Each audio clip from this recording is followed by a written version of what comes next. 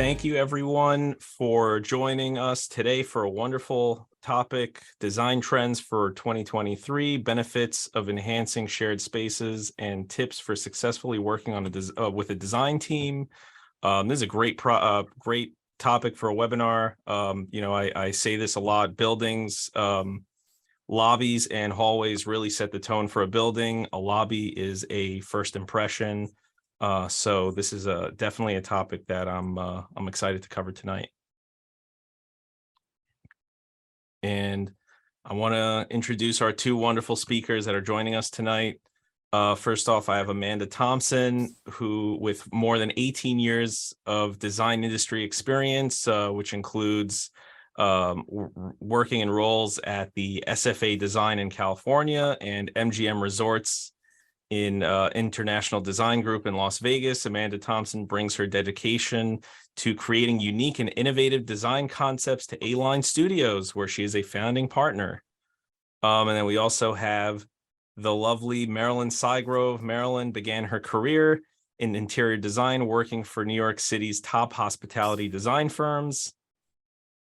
Eventually, she realized she could use her public space design skills to fill unmet needs of hundreds of new co-ops and condos throughout the city, which is how Sygrove Associates Design Group was born. Today, Marilyn oversees the firm's entire staff and acts as lead designer, lending her creative talent, attention to detail, and unique process to every project that comes to the firm.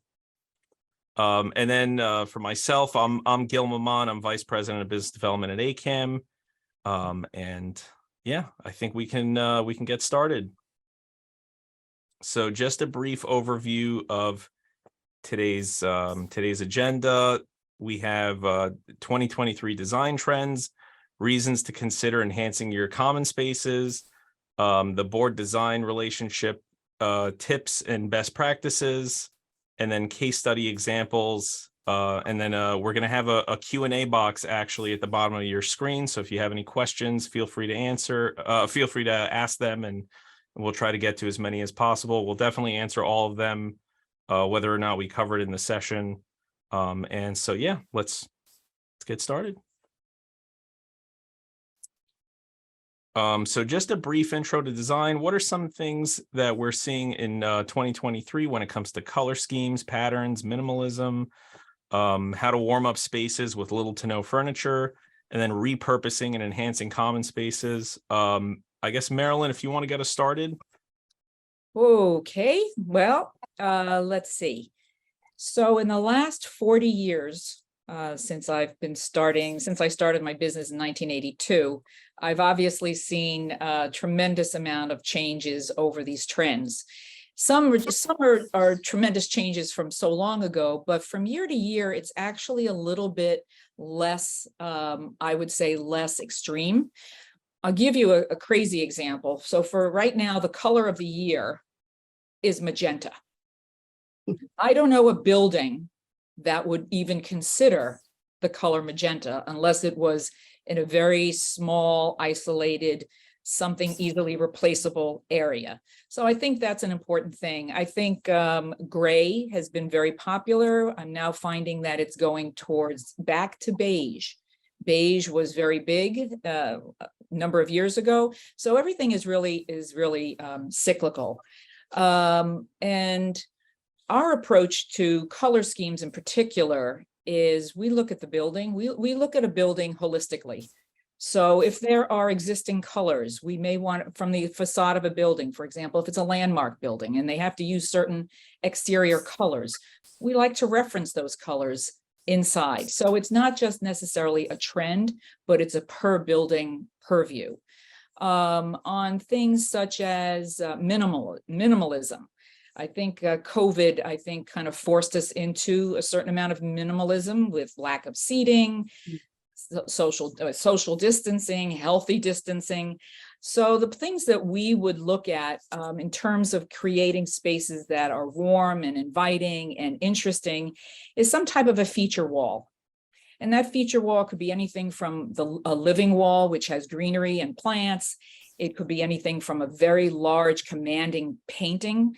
It could be a water feature. I know people kind of go white knuckles when you say water, but there are ways of doing these things that even using the play of textures and materials. Those kinds of feature walls really kind of distract you in a way from minimalism. And also there's a lot you can do with benches and tables where you don't necessarily have to have a lot of them. It's all how it's strategically placed.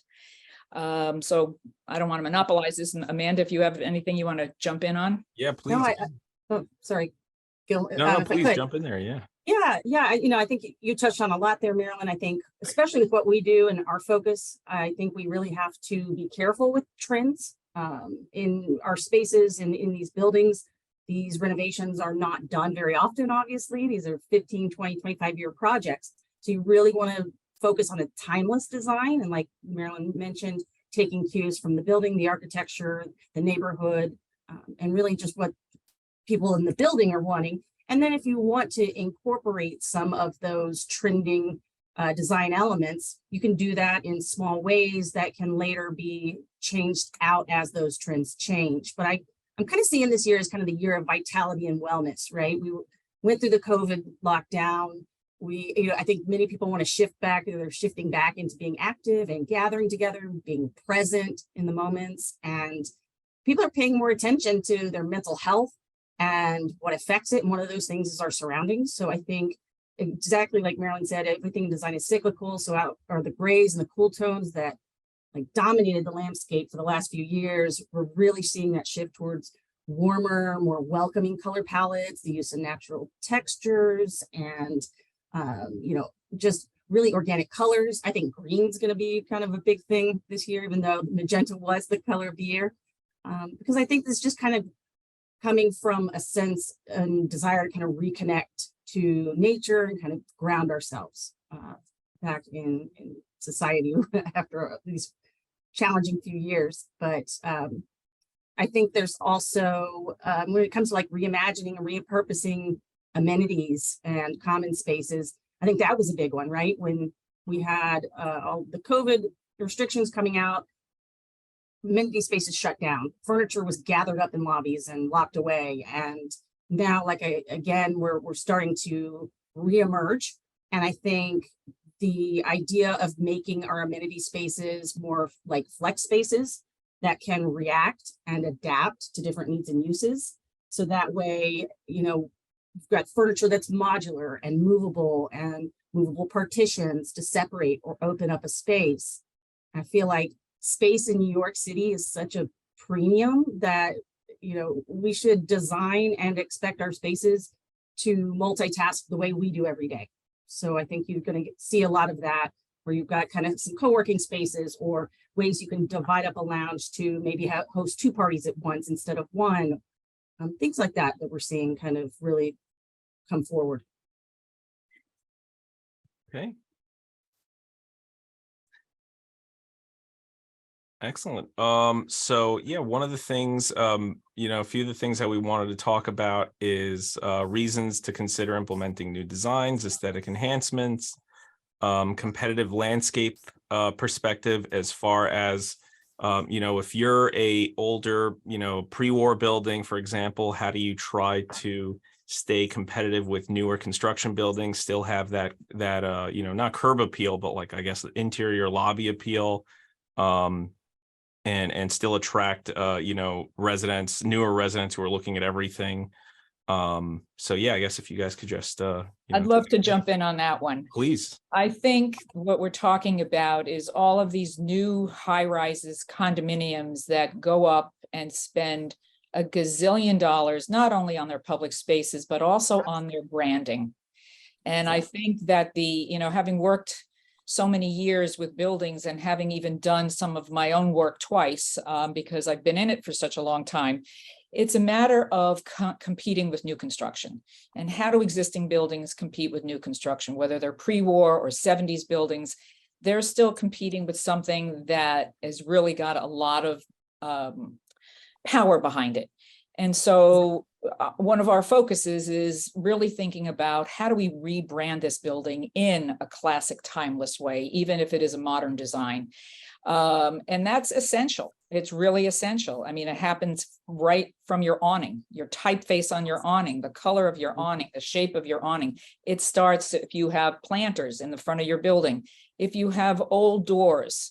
Those are like the eyelashes on your building. And it's really important that buildings and boards and committees take a holistic view of the entire building. And we could go on into talking about how do you stretch a budget and how do you identify spaces. So, the whole building needs work. We need to do the hallways. We need to do the lobby. We need to redo the elevator cabs. I mean, and we've got X amount of dollars. So, my view is take your money and put it in where you're going to see it the most, and don't band-aid other areas. Just really take it and get the most bang out of your buck for your dollar. So I think that's what will help your brand. I think it will help you be more competitive.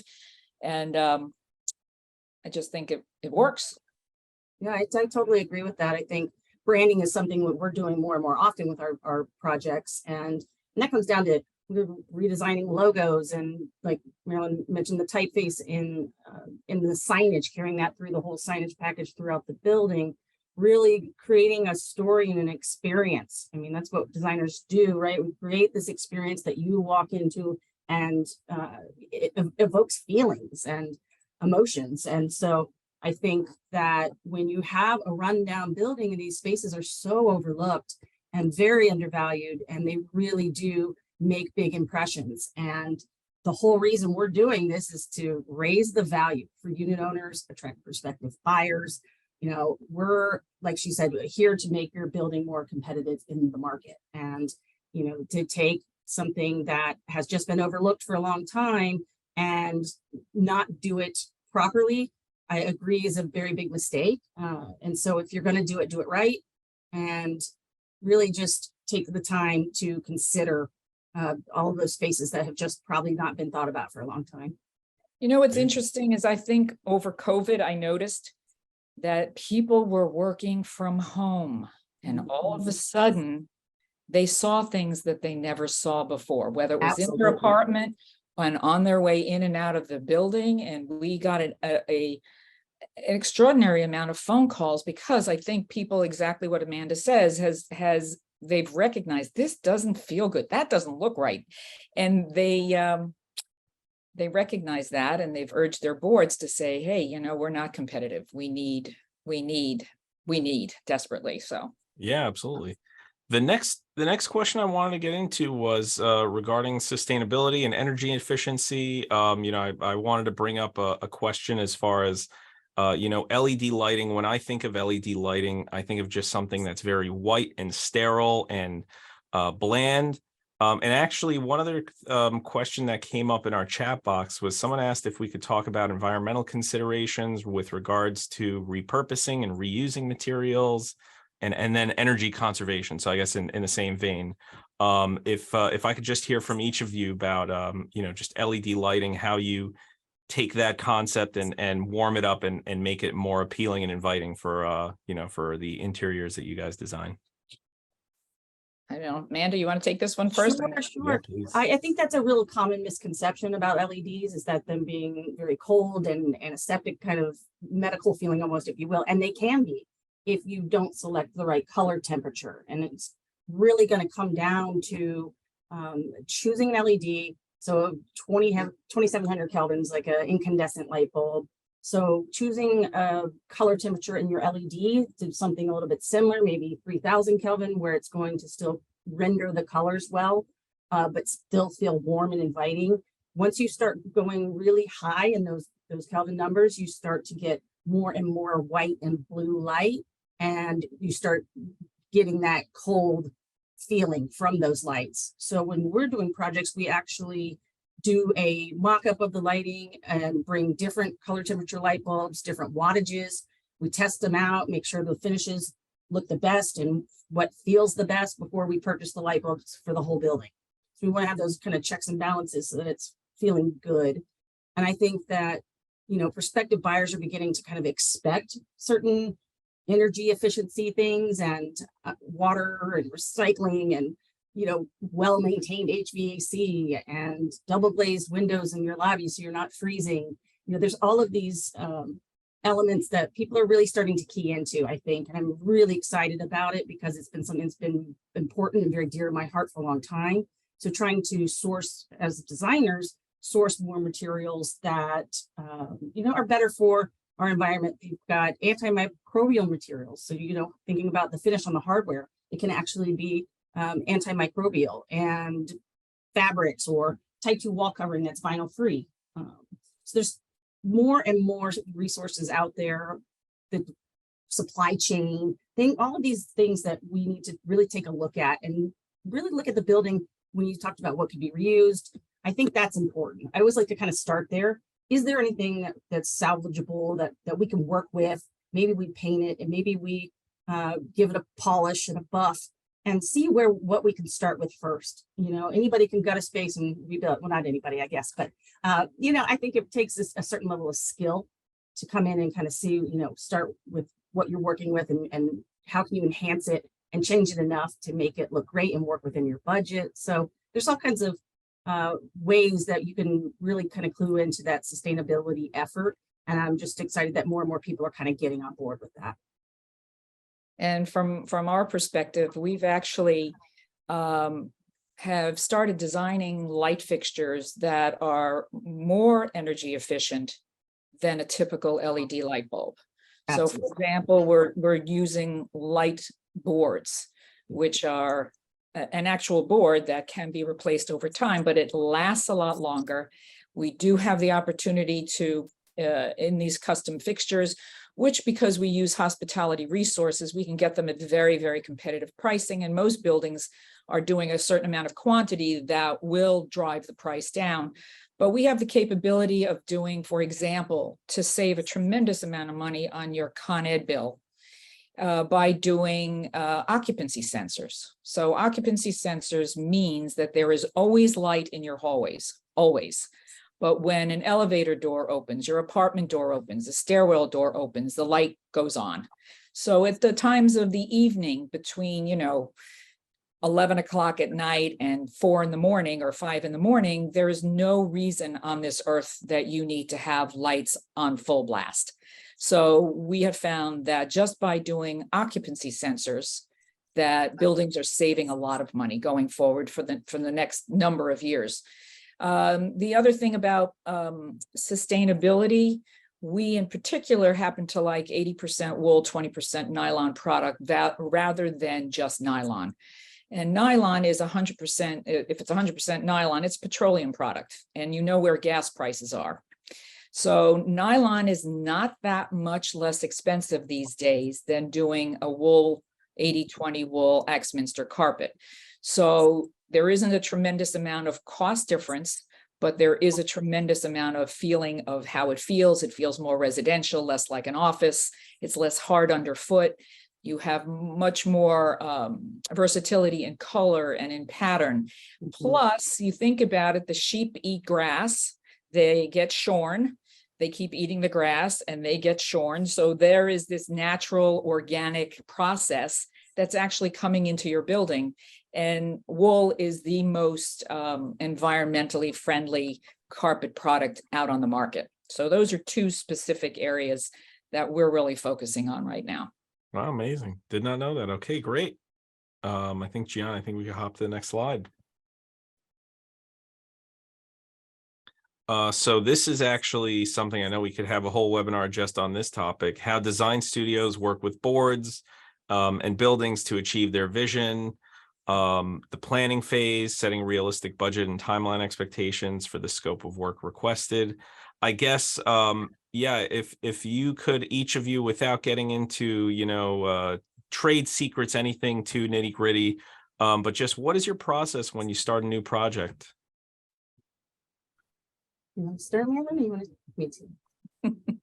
I don't mind. I'll take it. Please. So when we start a new project, we typically, what we want to do is we have a proven method now over the last 10 years. Now I've been in this particular niche market is where we start off with, I think, Gil, I know you might have wanted to touch on this, was the survey. So doing like a resident questionnaire, resident survey. Yeah. The boards in these buildings are in a bit of a precarious position, right? Because there's going to be a lot of voices. There's going to be a lot of opinions, a lot of style preferences, things like that. So it's kind of a good political tool, if you will, to send out a rather general, basic design survey to the unit owners to allow them to give us the input up front. And so what this does is it starts the project out on a really good foot in terms of communicating right away. Hey, we've done our due diligence. We've settled on a design firm to help us through this process, and they want to hear from you before we even get started. And so we actually have found that doing those surveys really nets you a lot of really interesting information that we can use. So, we've been surprised where it's like all of a sudden, majority of the building really loves the color blue. Okay, well, maybe we need to consider that now when we're doing our design schemes, and you'll have more people feel like, oh, I was heard, and part of the process up front versus the boards making all these decisions and then presenting a design and everybody goes, nobody asked me. So I think it's a really great tool starting out the project, and that's where we begin. And then Great. Yeah, go ahead. No, go ahead. So we do it a little bit differently. I absolutely believe in surveys, but we start with the board first. We have an input meeting with the board. The board is hopefully a representative group of the greater community within a building.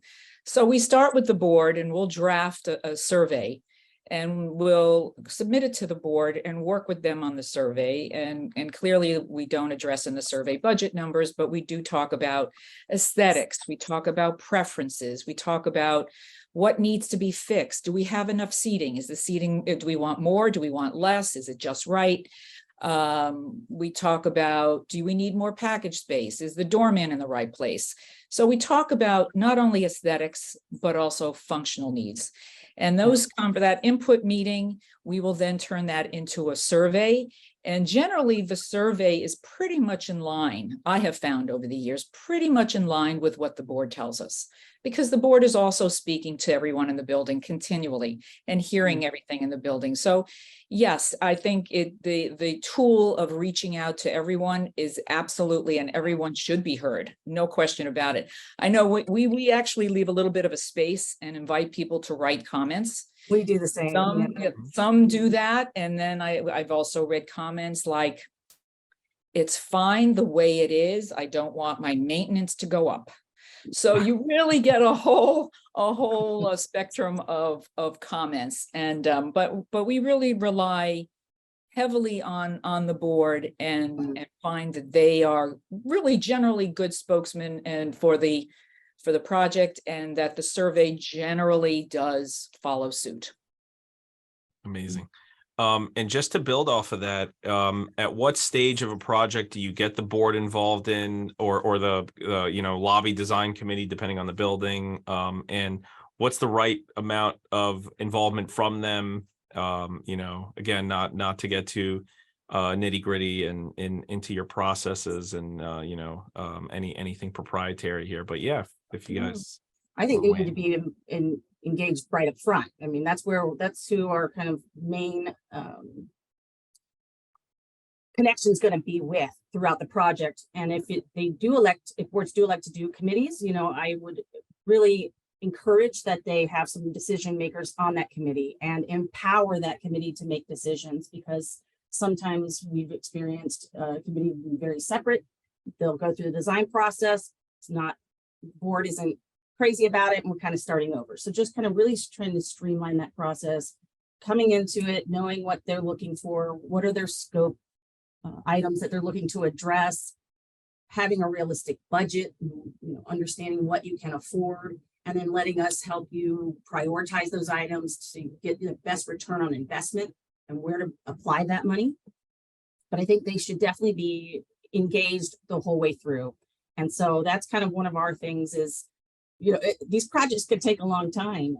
The design process and the construction can last quite a while. So, really want to make sure that you're working with someone that's going to listen to you, that's going to collaborate and work with you to achieve what you're looking to do. Amazing. I agree with Amanda. I too, Amanda, have the exact same feelings about a committee versus a board. In the perfect world, it's always best to have the board as the decision makers all the way through the process. Sometimes we find that boards make promises before we get to a building and say, oh, we have to have a committee. So I agree, the board should be a hybrid. The designer committee should be a hybrid of the board and committee members. We generally prefer to work with 7 or less. The bigger the committees, the more difficult it becomes to get consensus and a decision. So actually, the fewer, the better. And many buildings do actually trust a handful of people to work directly with us. So I think that's a very important Dynamic, factor yeah. in the process. So Absolutely. Yeah, it's a good dynamic as just, someone who's a property manager for several years. It's a good dynamic when everyone in the building knows, okay, so-and-so has good taste. I trust them to lead us through this process and, be our liaison, be our, go-to person to talk to the design. you said something very important. You said a 5-letter word. Was that taste? No, trust. Oh, trust. Yes, exactly. Yes. Trust, look, everyone in a building wants to make sure they select the perfect designer that's in line with their thinking and their aesthetic. And they do a lot of research about that. They look at buildings, they Google things. I think it's very important that when a designer is selected, a design team is selected, that yes, there may be people on a committee or a board that has good taste. There may even be professionals that do interior design, but they may be doing residential and have not done this type of, multifamily type dwelling. I think that it's important that you have a sense of trust with the design firm that you select, because they're telling you from their years of experience what's going to work and what's not. So it's really a balance. You have to kind of look for that balance, a design firm that it's a beauty contest. We all go out for projects. It's really who you're comfortable with. And when you are comfortable, it really should be trust. Absolutely. All right. I think we can move on to the next slide. And this is actually the part that I'm the most excited about, was getting into each of the case studies that you both provided us with, these amazing transformations from before and after. And this first one is from Marilyn. This is a lobby, it looks like, that you worked on. Yes. If you could just give us some background about it. Oh my gosh. Sometimes the pictures speak for themselves. This, interestingly enough, is a non-doorman building with 2 6-story towers. We did the complete project from top to bottom. The floors were not level, so we had to do leveling of the floors. We enhanced the railings. As you can see, they had beams, and we clearly augmented that with lighting. It's an Art Deco period building, and they wanted to really embrace that. So we worked very closely with the board in this particular case and came up with patterns and styles. There is furniture, it's quite minimal, and right smack dab in the middle of the lobby is a column. And so rather than ignoring the column or mirroring the column, we actually embraced the column by creating a banquette that circles the column. So there is some seating, and it's permanent, and it's not something that can be moved around. Let's see. Can you talk about the floors? Someone's asking us about how much they love the floors. Oh, the floor is actually porcelain tile, so it's no maintenance. It does not need any outside professional to come in and take care of this floor.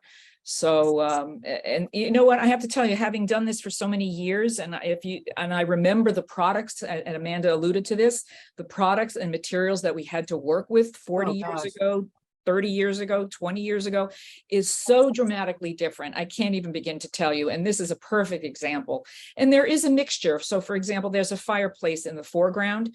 They actually have two, one on either side of the lobby. It's a faux fireplace, but that's a natural slab that we use to face the front of it. But this lobby had no package space and it had no mail room. So we actually carved out two spaces on either side to keep everything symmetrical and created a mailroom that was key fob access.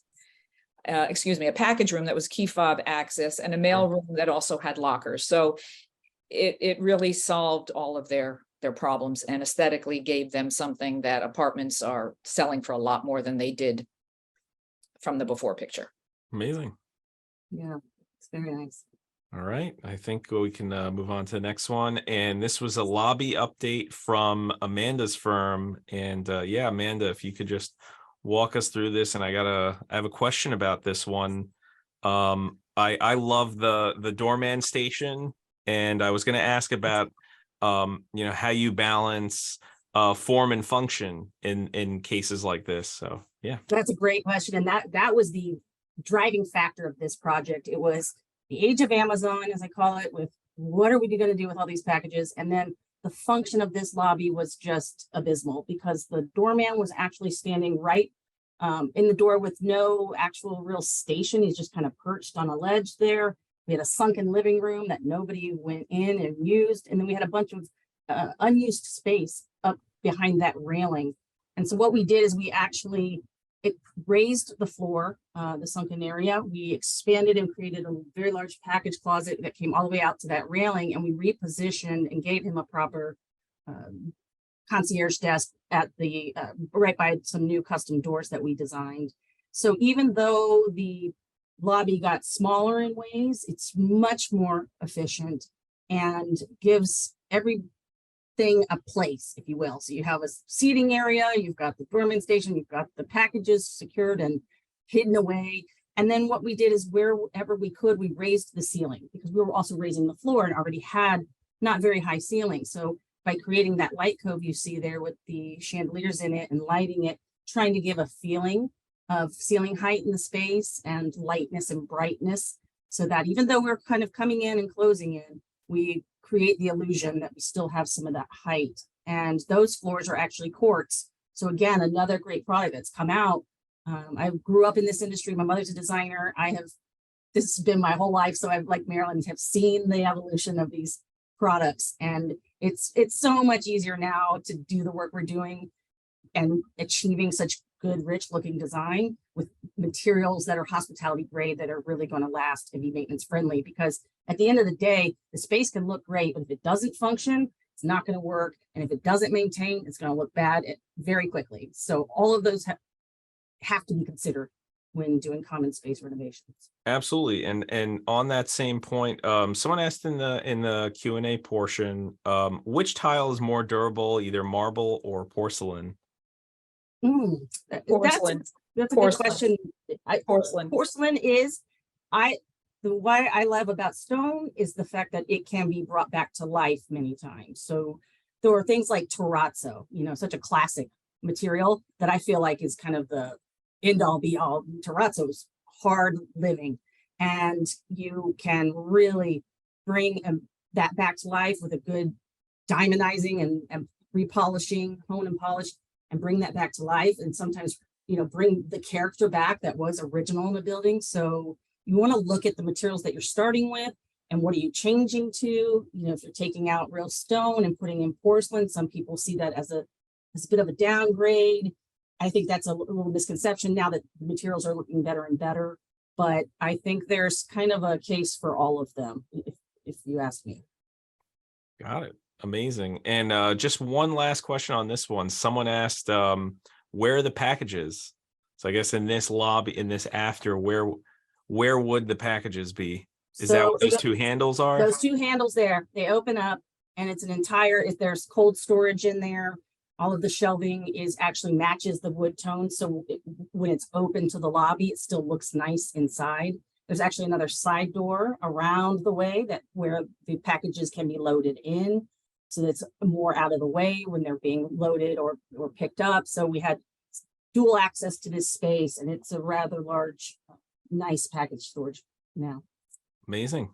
Okay. I think we can check out the next one. This is a lobby update from Marilyn's firm. See a lot more functional space here. And yeah, Marilyn, if you could walk us through this one. What's fun about this project actually is, yes, clearly, you know, it's all about package space. And in some of the design concepts, we actually behind the doorman desk, which as you can see is ADA compliant, because the back portion there that's lower actually complies with ADA measurements and requirements. And at one point we had designed, one of the options that we had offered was that the entire wall behind the desk have package space. And the client opted not to do that, which is really interesting because there's quite a bit of space as you look straight ahead. We also have a storage cabinet to the right-hand side. But what's really fun about this project for us is the exterior of the building is landscaped.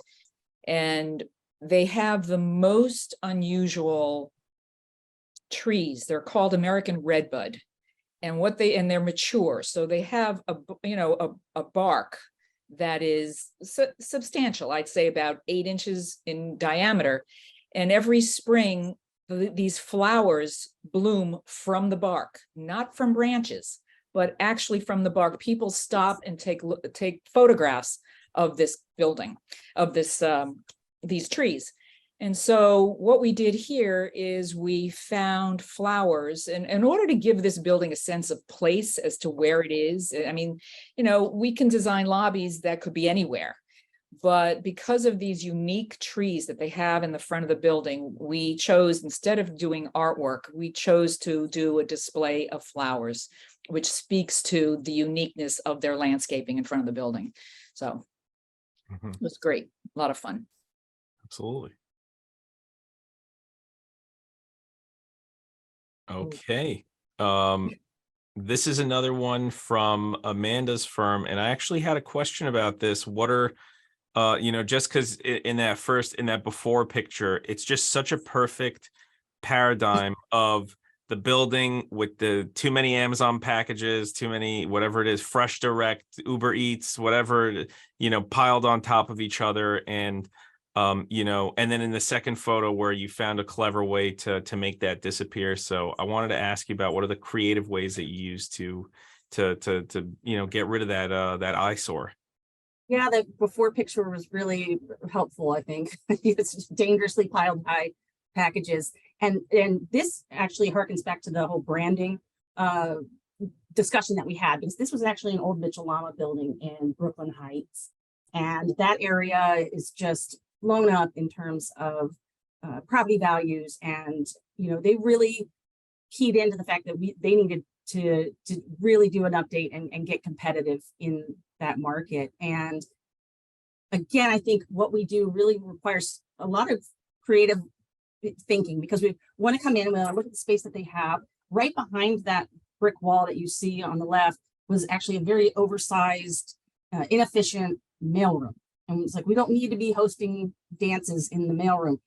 It doesn't need to be this big. So we reconfigured it, made it more efficient, actually spoke with the postwoman that runs that building and worked with her and what would help her just in her day-to-day. So talking to the staff, talking to the people that are working in these buildings, I think is always important. And then what we did was we broke through that wall and created a 15-foot package room. So now the doors in the after picture on the left, you can open them up. You can actually walk into that room, and then the doors on the right are for dry cleaning. So it has quick access to the dry cleaning. All the packages can be stowed away. We upgraded all of the equipment that they're using at the desk, so the desk could get smaller and more efficient. And we really just wanted to create a nice, warm, and inviting space. This actually spans from one block to the next. It's 2 massive lobbies that connects this very large building, 400-unit building. And wow. Yeah, we actually reconfigured the management offices. We actually took bathrooms and some closets in an old office that wasn't being used, and we reconfigured it and gave them a fitness center. So now they have an amenity that they didn't even have before, and then another offering to bring prospective buyers in. And we redid their amenity room as well. So really looking at the fact that too, all of these new builds are amenity laden. So how can you compete? People want some of those areas and spaces to use right there in their buildings. So look at the space you have and really just get creative and start adding in things to, again, raise that value. Absolutely. All right. I think we can, here we go. Someone asked us in the chat if we had any examples of a hallway. So I know we have a few coming up. So Marilyn, if you could just talk us through this one. Yes, you can do round hallways if you have them. This is a 1964 mid-century modern building who really wanted to embrace that period. And so we designed a custom carpet in that fun feeling. And you talk about, you talk about color, you talk about shapes, you talk about pattern. They were quite bold and very adventuresome. And, it's interesting, and Amanda could probably perfectly understand this. You show this in a rendering and in a drawing and people go, okay. And some people go, I don't know. And then when it gets installed, they all go, oh, I get it. So it's a really fascinating process. So here you can see we did everything from dropping the ceilings. We took out all of the surface mounted fixtures that you see there. We put in all LED little individual pin spots to really highlight the carpet on the floor. We actually replaced all of the doors. So these are all new code compliant doors with lever hardware, which is ADA compliant. We also added at each door a sign that we designed, and above it is a light fixture that we designed that is also meets ADA compliance, meaning it can't be more than 4 inches deep. But that light fixture highlights the signage rather than the signage being on the door. The carpet, 80/20 wool Axminster that I was talking about before, and just a way of making the elevator landing a little bit more special. We did an LED light strip around the perimeter. So it was interesting that when we started to drop the ceiling, people got very concerned. And again, until it was done, they don't notice that the ceiling was dropped at all. And it's really dropped minimally. It's like 2 or 3 inches with today's technology for lighting. It's not something that you need to drop dramatically. And the crown molding that you see is not something where most buildings have cable crown moldings. Here we had access panels because we had dropped the ceiling. We were able to create access panels in front of each door. So if the cable providers needed to get in and make any changes, that was easily done. Again, yeah, balancing the form and the function as well. That's great. Someone going back to the questions about the lobby, someone asked, these are all beautiful renovations, and from a cost efficiency perspective, I wanted to ask this for both of you.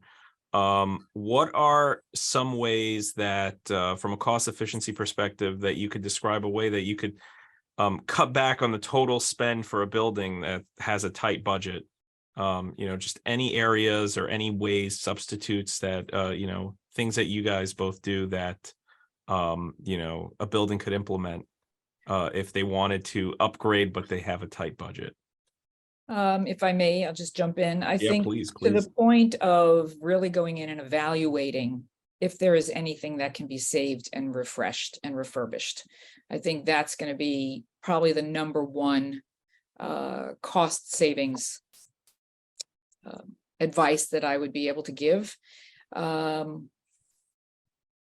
think things like, if I could, Sure. Like in hallways and corridors, for example, like lighting is everything. I think that carries in lobbies and hallways and in any space really.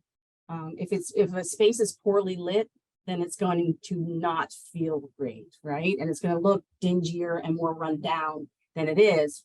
But also beware of just improving your lighting could also highlight kind of more of the things you really should touch. And that's kind of what I think we were touching on when we said, if you're going to do it right. But I mean, give us a call. That's what we're here for. That's what we come in and we work with you to try to see what is it that we can work with. Do you have baseboards that look good and crown molding that's in good condition? Let's keep them. You know, is your floor in your lobby? Can we buff it, polish it or hone it and make it look good again and work around that? Those are all the things that's what we do. And that's what we're here to do, is to advise you, lead you, guide you in the ways that will help you still achieve a great design, but again, having a realistic budget. And just building on that a little bit, definitely lighting, and also sometimes a color change, even Yes. a paint color. You know, if your doors are Pepto-Bismol pink or an awful green, and you have other colors in your hallways, for example, that you can work with, just by freshening up the paint colors alone can make a difference. Lighting absolutely is critical. And yes, we are here to guide you through this whole process. We see things that you don't see. And that's what we're engaged to do. Amazing. Yeah, I think we can look at another before and after. And so I have a specific question from the chat that I wanted to ask about. The wall that has the mirror on it, is that a textured wall, or that's textured, right? Or is that painted? That is a wall covering, a textured wall covering. Okay, someone's asking if there's any sort of cost difference between a textured versus painting. I've had a few questions about that. Please discuss wall coverings versus painting hallways. Sure. Okay, so if it depends on what you start with. If you have wall covering now and you choose to go to painting, you will have the expense of having to probably skim coat your walls to make them a perfect surface to paint. Wall covering is always going to be more expensive. Always going to be more expensive to do, whether you're replacing the wall covering versus painting the walls. But if you're going from a painted wall, comparing it to replacing wall covering, it's going to be less expensive to paint. There have been scenarios where we've come upon previous design firms, or the building has actually hung wall covering on top of wall covering. So, and that's a very tricky situation, because you don't necessarily know, because even if you do a sample strip somewhere and take it down, that may have been a wall repair, but the balance of the building still has the two layers of paint, 2 layers of wall covering, and that will of course cost you more money to have it removed and the walls repaired. So painted walls, if they remain painted, will be cheaper than if you start to add wall covering. Amazing. I'd like to just build on that just a little bit too. I agree with everything Marilyn just said, and I think it's a common misconception. People think, oh, painting my corridors will be so much easier to maintain, when I really feel it's the opposite. With the technology of these vinyl wall coverings or vinyl, non-vinyl type 2 hospitality grade products, they can have an emboss and a texture like Marilyn's showing here that can hide imperfections in your walls. And we all know all of these buildings are old and settling and aren't perfectly plumb and square.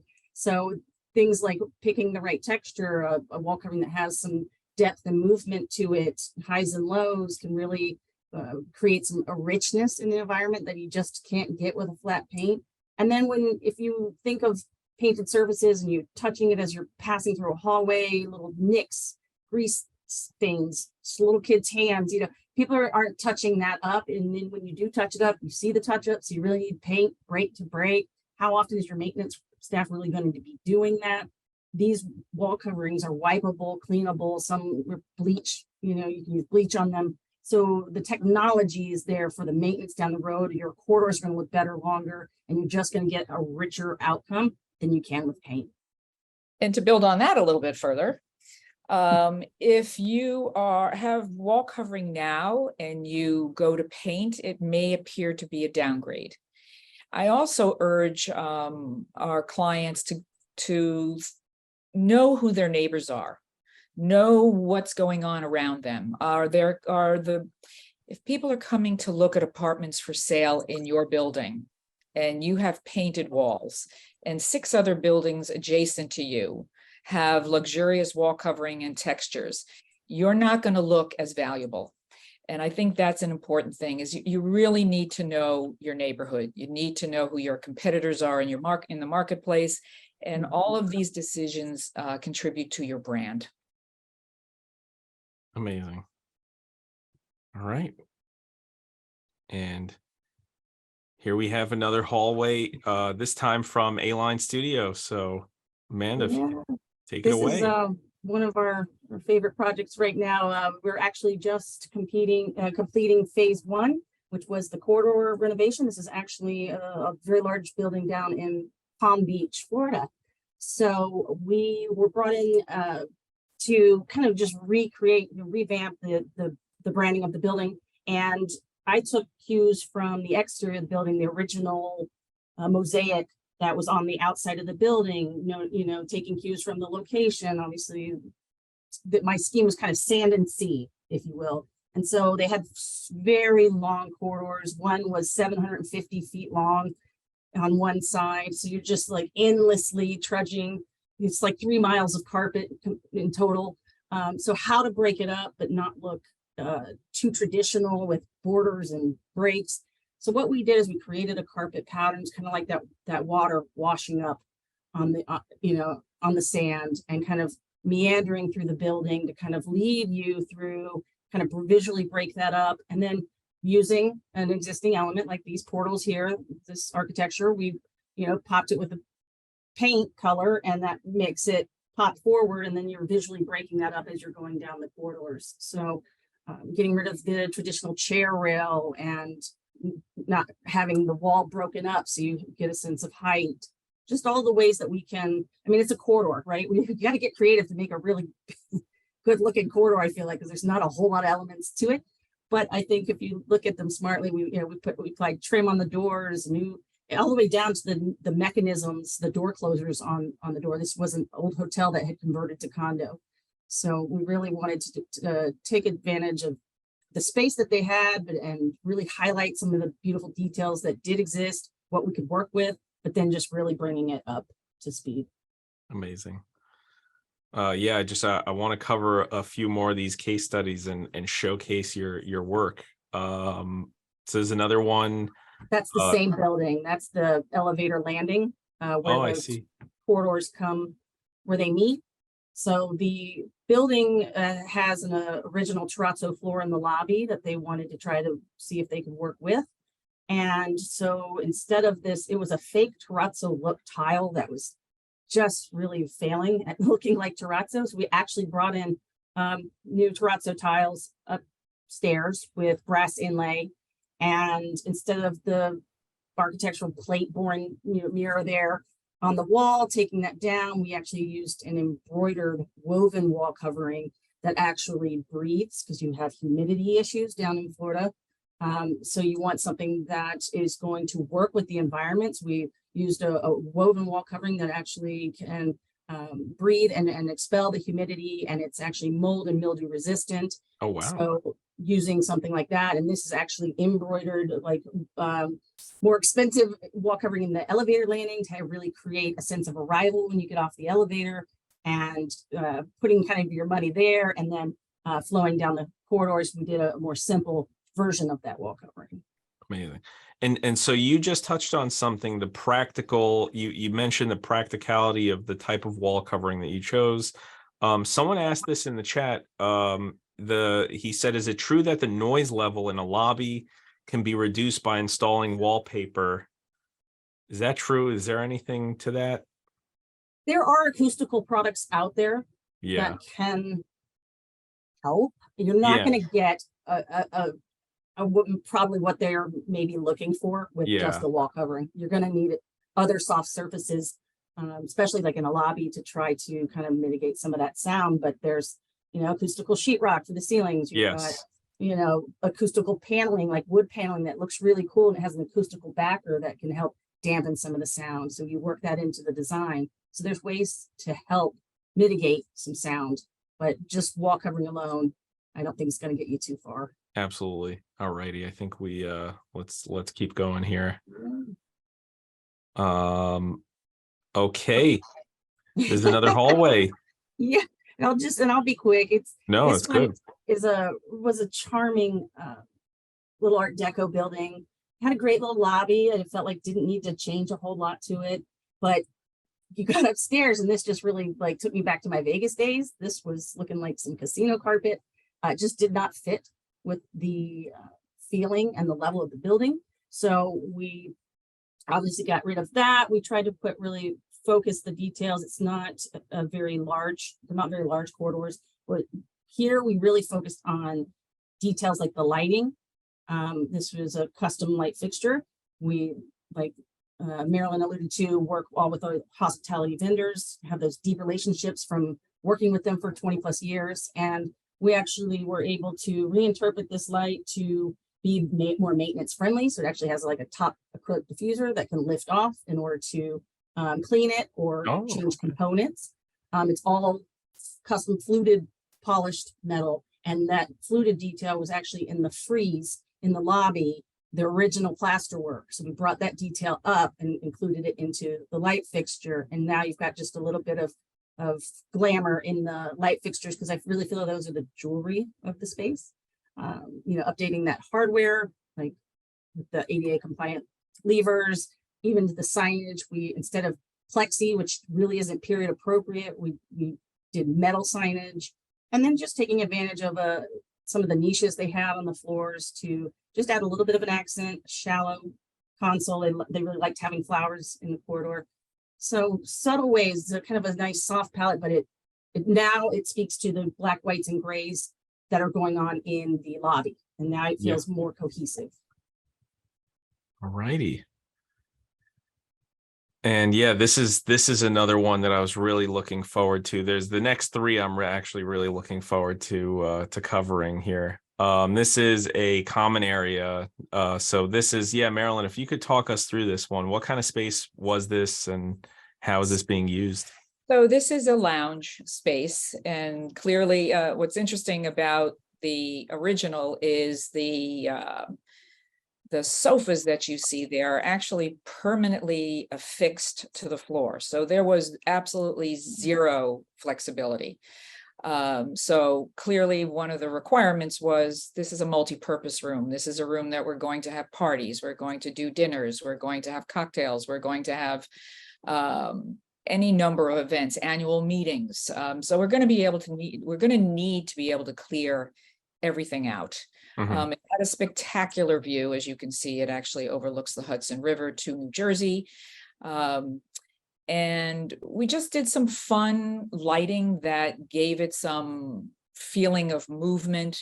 What's interesting, we also used materials that we upholstered with that were extreme, even though they were light, very easily cleanable.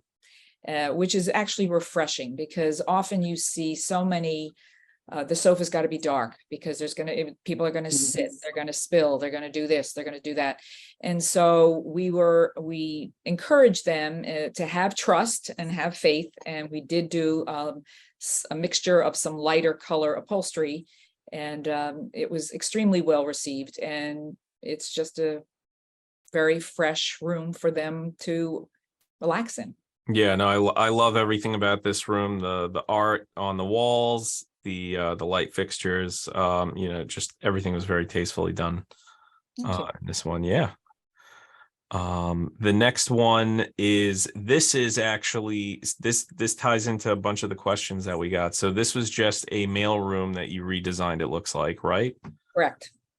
And people asked us about just, I guess, generally speaking, what are some anti-theft measures that you've implemented? I know in one of the earlier slides, you had mentioned you had a package room with key fob access. Yeah.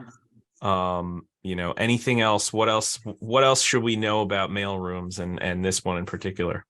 Well, this is a doorman building, so there really is not that much of an issue. But in that other building, I saw there was someone in the chat saying, what about a non-doorman building? The one with the black and white floors, that was a non-doorman building. And so we did have to deal with, we replaced the entry doors of that building. So You know, we worked with the vendors in terms of who how they were going to access. There was certain signage. They had a side entrance for deliveries. The super was also a full-time live-in super. And so they were able to take care of those types of concerns. But I would say in general, when we are working on a larger project with a doorman station and package closets are generally locked. Doorman stations, we like to put them close to the door so that there is some sense of security. And I think that's a whole feeling that there is a presence. Not only is there a presence of it being an important place and a beautiful building and making a statement and reinforcing that brand, but it also is the sense that someone is there monitoring everything that's going on. And of course, in the desks, we build in certain security monitors. There are cameras that are strategically located, but that's all seamlessly built into the desk. So it's not something that you're looking at this not particularly attractive technology. But in general, touch wood, we haven't heard of any problems in any of the buildings that we've done over the years that have had those types of problems. So let's continue to keep our fingers crossed. Amazing. And then this next one, I really wanted to, I was really looking forward to covering this one just because of the stark difference between the before and after. This one really just, what was going on in the before picture? Yeah. So this building, very high-end building on the upper West End Avenue, and it's already amenity laden. But what they had found was all of the common spaces that were kind of being taken over by the nannies and the kids, and they came to us and said, we have this unused space right off the lobby that we want to do something special with. We want a jewel box. We want something that is adults only. And so we were actually able, I feel like, to have a little bit more fun in this space because of that. So the level of finishes that we chose in the space, really trying to make the most of the space was important. You'll see the windows had actually HVAC in the bottom, and we built in banquette seating within the windows. So say you're having a party, now you have additional seating. We worked where the way it vents. We reworked the sprinkler pipes so that we could raise the ceilings just a bit because they were so low. So again, trying to be creative to give that feeling of height in a very low ceiling space. We actually put gold leaf wall covering in the ceiling there so that when it was lit, it just created this soft glow. They actually held their board meetings there, but they wanted a space that they could hold cocktail parties and fundraising events and just something very stylish and adult for them. And that's why we put in a faux fireplace, kind of a library feel, kind of creating, there's actually on the other side, there's a built-in banquette for where you could sit and work on your laptop quietly if you wanted to, or there's actually a bar as well on the other side. And we added an ADA bathroom into the space so that you don't have to leave the room. So this was a complete reimagining of this space that for some reason just really was not being utilized properly and had a beautiful curved facade. It's the facade of the building. So now people walk by. We actually kept getting stopped as we were doing the install of the furniture, saying, "Is this a new restaurant or bar that's opening up?" Yeah. They were like, "Can we make reservations? Can we come?" Unfortunately, no. But it was good to hear the feedback. So really a special place. Amazing. Yeah. One quick question I had with I was talking to one of my colleagues about this before. That pipe in the middle in the first picture, is that a sprinkler head? What is that exactly? Yes. So it was oddly sprinkled, if you will. So yes, we actually had to relocate that. And that's why you have that soffit kind of in the middle of the after picture. That's where we're running the pipes through and then have heads that pop out. We relocated HVAC. The grills are actually in the cove ceilings. And so there was a lot of plumbing and work we had to kind of work around and rework. There was also a main pipe above the the fireplace and bookshelf area. So we built the cabinets around that to kind of conceal it. So it's really just kind of some things you can change, some things are cost prohibitive to do so, and some, you know, really make a difference when you do. And those are what we're here to walk you through and guide you where's the best return on your investment. And you can go really far and have a really wonderful addition to your building that you didn't have before.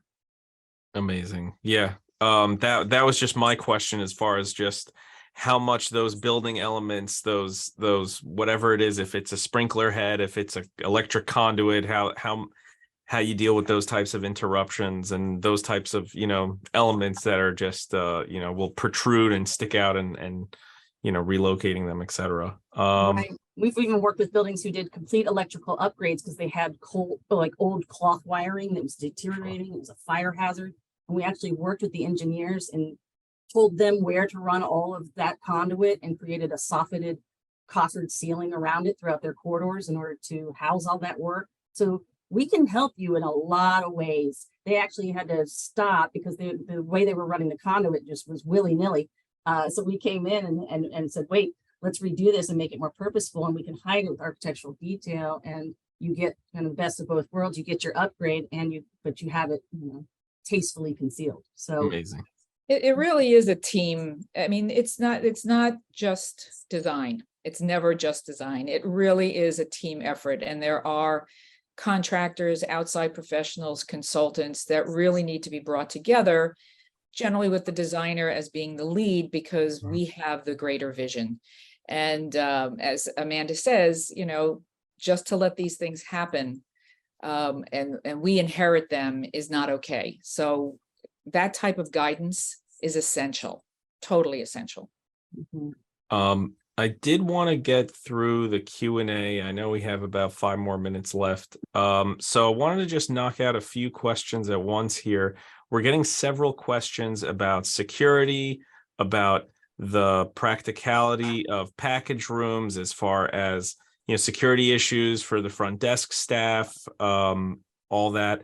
How, I guess, if you could just share a little bit about how you approach, you know, just all the modern day issues that we have, you know, as far as like just Amazon culture, people constantly getting packages, you know, the throughput of logging all of these packages while still, you know, doing your job as a doorman, concierge, whatever it may be.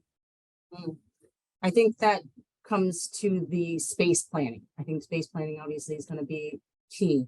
So we need to look at the space. We need to locate these new package rooms close to the desk, to where the doorman is, allow him access where he still has sight to the front door. If he's in that room, have cameras, as Marilyn suggested and spoke about. So I think there's a lot of just strategic placement, right? So trying to make sure as best as we can with the space that we're working with, trying to keep sight lines clear is always a good way to help in those situations. Amazing. Excuse me.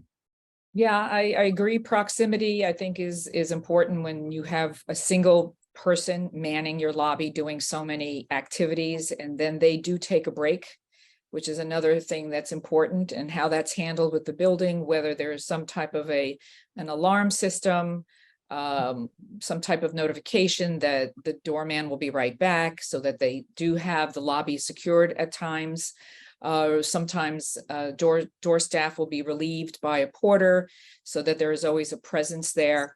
But the one thing we try to avoid is to lose the doorman around a corner to a package space, going into a package room where they have no idea of who's passing by. Those are all things that we talk about in our input meeting that deals with function and solving functional problems, because that is really the heart of every project. And the aesthetics, the feelings, the emotions, the pride of ownership of living in a building that we've designed, that all is the icing on the cake and the fun part that we enjoy so much. Yeah, absolutely. This is an interesting question. Someone brought up about the furniture accents, furniture elements in hallways. What are the limitations of putting furniture in a hallway? all about space planning. Yeah. There are, you cannot by code impair people from getting in and out of the building, God forbid, in an emergency or case of a fire. So it really has to do with the size and shape of your hallways.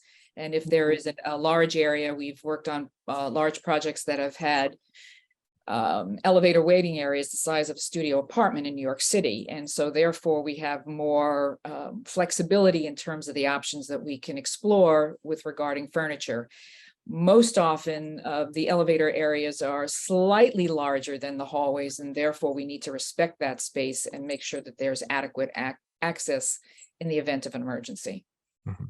And I think that really comes down to is what the board of the building is looking for. I've heard many a time, we don't want the consoles in the hallways anymore. People just leave trash on it or leave their coffee cups behind while they're waiting. And others say, we have very long corridors, so we would love a bench at the elevator landing for those who may need to sit while waiting, and have a place to set their bags down while they're waiting for the elevator. So I think that's really handled on a building by building basis, but it will exactly come down to, like Marilyn said, just having the space to do it. Amazing.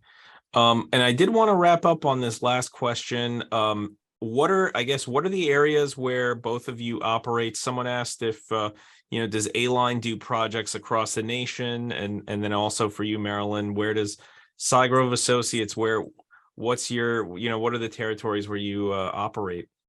Well, I'm both sure we're going to say we absolutely can work nationwide.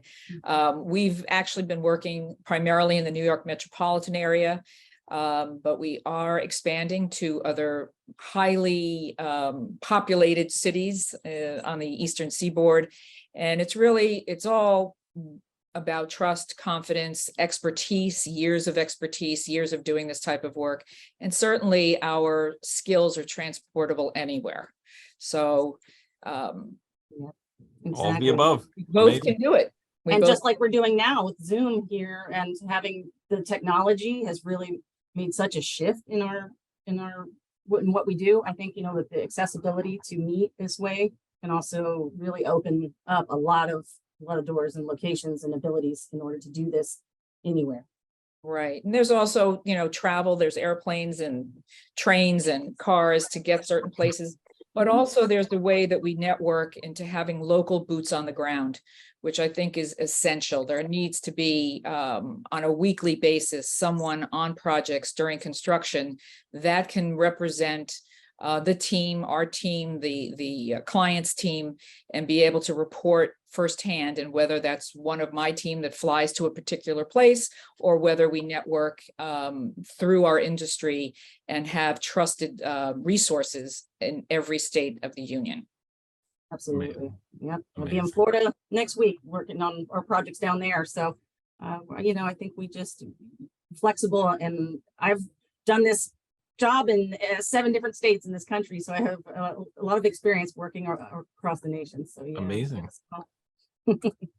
On that note, I just wanted to thank you both so much for being so generous with your time and sharing your insights and sharing your expertise. I learned a tremendous amount. I'm sure everyone else who attended did as well. And if you have any questions for Marilyn or Amanda, you want to get in touch with either one of them, share your appreciation, etc.